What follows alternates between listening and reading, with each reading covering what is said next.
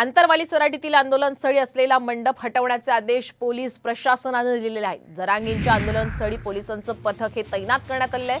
दरम्यान यानंतर जरांगे हे आक्रमक झाल्याचंही पाहायला मिळतंय। सरकार दादागिरी करताय का असा सवाल करत जरांगेंनी फडणवीस यांच्यावरच निशाणा साधलाय। तुम्ही कसं काय आमचं आंदोलन आमरण उपोषण कायदेशीर हक्काचं असल्याने उठू शकता? कसं उठू शकता? तुम्ही मंडप मोडायला लागले म्हणजे काय? ही कोणती दादागिरी? असं देशात झालंय का कधी?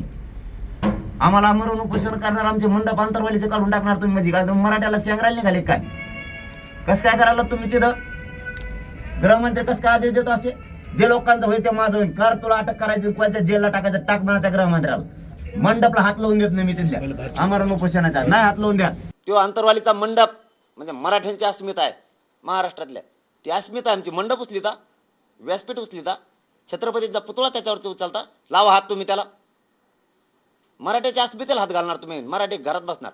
मला जर तुम्ही अटक केलं ना, या राज्यात भूक हडताल होणारे करोडो लोक मराठी, जसा सरकीला कापूस फुटतो ना, तुम्हाला रस्त्यावर वावरात नुसते मराठीच दिसणार आहेत आमरण उपोषणाला बसलेले।